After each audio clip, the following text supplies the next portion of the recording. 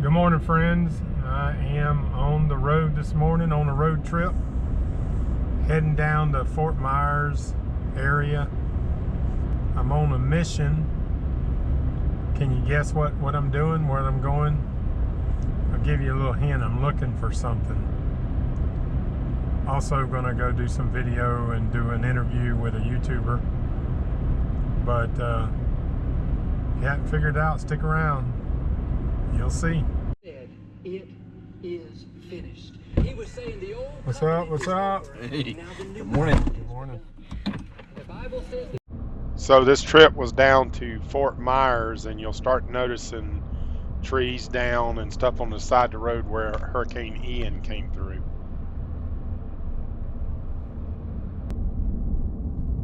That wasn't done yet. Oh, so that's brand new and it's tore up.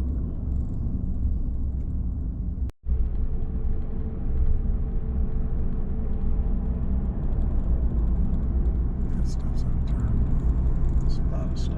So this is pretty typical of after a hurricane where everybody moves everything to the curb, and these big trucks that are hired, as you see that one going to the right, are hired and reimbursed by the federal government to haul off all this debris, because there's an unimaginable amount of debris after a hurricane. You see the piles of it where they're cutting it up.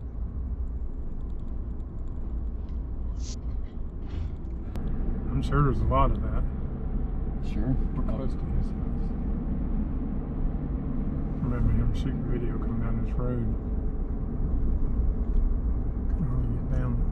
When he realized they were going to ride it out, and then as they were seeing it's turning on them, he went and drove inland about 30 minutes and parked under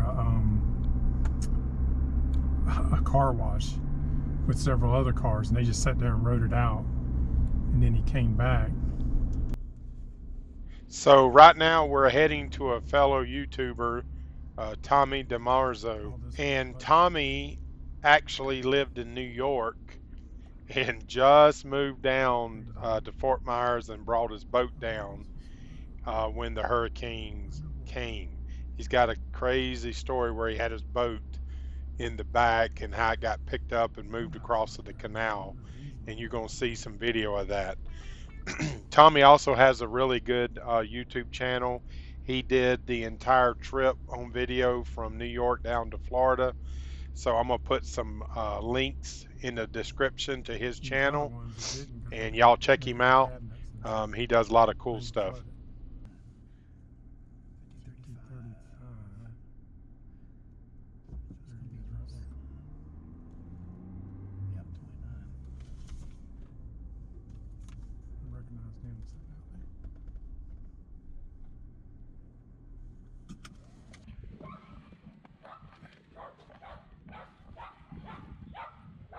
Well, what's up?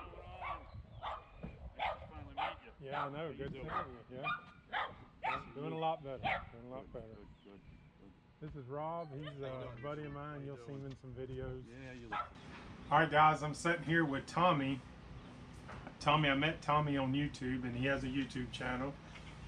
And he actually, back when we started the Great Loop, he made a video for us about where to stay in the Sandy Hook area, and I guess Long Island, New York Harbor. We were, of course, y'all know we didn't make it quite that far yet. I will eventually, and I'll take advantage of those. But anyways, strangely enough, Tommy moved to Florida, and we're in Cape Coral. And when did you buy the house? January this year. January 2022. Yeah. And then I'm going to show you the pictures, the B-roll of Tommy's got a 42-foot Meridian? 341 Meridian. Oh, okay. And he just brought the boat down a month ago. How long did it take you to get down? About 5 weeks to get down here. We took our time, looper speed. Yep. Took it easy, and videotaped the whole way down. Still have a lot of videos to edit for that, but we're on hold right now. So I'm gonna link to Tommy's channel. Appreciate y'all going there, showing him some love, getting some subscribers. But yeah, he obviously documented the whole trip, and he's I guess the last video you were pretty far down. You were down where on that last video about? Just getting to Georgia. Yeah. So the good parts come in like Florida, the nicer areas. But anyways, so unfortunately, he moves down here and gets baptized by the fire within the first few months. Sure did. His boat is sitting over there. He's trying to determine how to get it, how they're going to have to take a crane or something to get it out. How much does that boat weigh? Just under 20,000. Yeah, it's going to be. We're going to show you some. I'm going to show you some video in the area. We're going to be out shooting. We could but- take a walk over there if you wanted to. Yeah. So Tommy, I've watched his videos, and I guess tell the story. I guess you were going to stay, and then you realized. Right. Yeah. So after interviewing a lot of people in the neighborhood to find out what's the history of hurricanes here, no one could remember flooding that ever reached the houses in at least 30 years. So I felt like we were pretty safe here. So the plan was for Mady and I to hold up in the house. Bridget's still up in New York. She was visiting family, so she should be down this week. But once they said the storm surge was going to be 16 feet, I only have 7 feet above sea level here before it goes inside. So I said, you know what? We may lose the house. We may lose the boat. I don't want to lose the car and our lives, obviously. And I thought the best thing to do was get in the car, and we just drove out of the flood zone and just holed up there for the day until it blew over. And which ended up being the right choice. yeah, well, I don't know. That's debatable. Oh, is it? Okay. When I came back, when I saw what the damage was, I mean, we got 6 inches in the house and about a foot in the garage, so it's not catastrophic like other people in Fort Myers Beach and all. But I think I would have stayed if I was to do it again. I would stick it But out. who knew? Like, did that water keep on coming back? Right. I think it just would have been nerve-wracking for Oh, the dog, absolutely. nerve-wracking. Oh, yes, yeah. You did got to pretty good. always be safe. I mean, Yeah. go, err on the side of safety. Like you said, everything here can be replaced. So yeah, so you came back and you had about 6 inches of water throughout the house, huh? Yep. Well, by the time I got back here, it was about 3 in the morning, 3:30, and the water had already subsided. So trying to figure out when it came in. I guess it started flooding around 5, 6 o'clock is when it really started coming in, the night of the storm. And then by 3 o'clock, when I was finally able to make it back, that the flood subsided, it was already down to the seawall. So it came up and went out pretty quick. I think, within hours. It wasn't like it was sitting here, for a whole day. So the boat was on this side of the canal, and when you got home, you found it on the other side of the canal. So what kind of Yes. So damage do you think happened there? well, I was still waiting for my dock to be built, and it was very close to being built, but they didn't finish it before the hurricane. So my neighbor has been nice enough to let me use his dock. He doesn't have a boat there, so it's been there since I got down here, down in early August, so the past couple months. And I put extra lines on it, put my bow and stern anchor out, just in case, because he only had 4-foot pilings, and I anticipated we're going to float over it. So obviously that's exactly what happened. The lines, there was no cleats on the pilings, so there's nothing to really tie the lines tight to. But that's why I put the anchors out, thinking it'll keep me close. I brought the anchor line all the way up the canal, but the anchor lines didn't hold it in place. So it didn't float down the canal far, it just swung across it, took out my neighbor's lift and dock, and then ended up in the backyard in his grass. So you now think I'm your waiting. running gear's all right, or? I'm sure there's some. I can't imagine there not being any damage. Right now, you can't see the starboard propeller at all, or the shaft. It's sitting in the mud that deep. The port side looks okay, but it's sort of leaning on the starboard. There is a keel in the middle of the boat, a small keel that has it's tilted over, so that protected. I believe the port side. We'll find out when it gets lifted. You was telling me that when we walked up in the garage, you were showing me the The cushion. the Yes, cushion. yes. What So- about happened with that? Right. So I had, in preparation of the storm, I took all the canvas down, all the plastic, stored most of it inside the cabin. The seat cushions, though, I kept there. I figured. Because they're I can't hooked imagine. down Yeah, usually. right. They're on the seat. They Yeah. don't bounce around when you're driving, and so I figured they would be fine. They're low enough.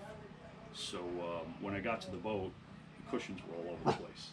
All over the deck of the boat. And I'm looking around. around, missing the biggest cushion, which is the backrest to wraparound seat up on the bridge. And I took the dinghy up in the canal and looking all over for it, I couldn't find it. Driving up and down the streets here looking for it in somebody's yard. About a week goes by, and I said, let me broaden my horizon here, drive a little further out. So it had to be about 2 blocks away, almost up by the main road. We found it in. Well, Tommy, good luck, brother. I know you got a lot of work ahead of you. I wish we could have met on better circumstances. Yeah, I know. I was trying to get down. I was trying to meet him as he was coming down. We didn't, sickness and whatever didn't work. But man, once you get happy hours back in, I'll come down. Maybe we'll go for a little ride and do a little boat tour. Yeah, have a little fun. Find all the new channels. Yeah, I think that's gonna be something. Oh, yeah. But anyways, good luck. You'll get it back together. And after leaving Tommy's, it was time to ride around and look for the boat I was hoping to find.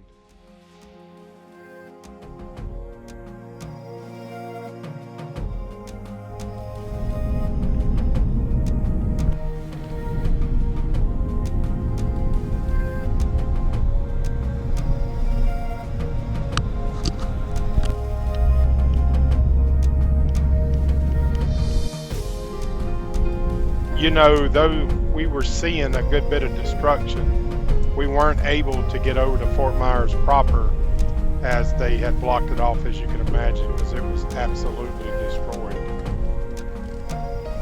So guys, I could have went on and shown a lot of video of all the damage, but that's not what this video is about. Matter of fact, Tommy, who I interviewed earlier, lives there, and he's got quite a bit of video of all the damage. So again, check him out. Well, unfortunately, I didn't find what I was looking for. One of the major reasons I went down was to look for a boat, or a couple of boats. But I'm looking for a Bayliner Trophy hardtop, about a 26-footer, inboard, outboard, 350.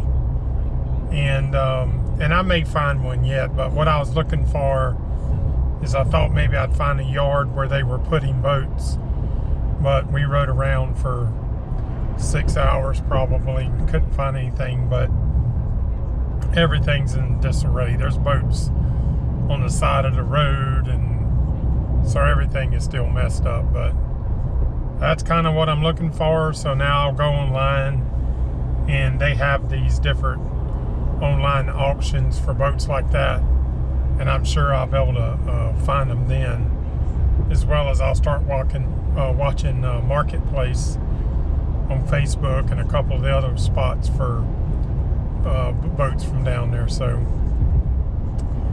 that's what I was looking for. And why am I doing that? I'm thinking about for the Great Loop boat for next year. My health is way better than what it was, and if everything keeps going well, you know, I want to find one.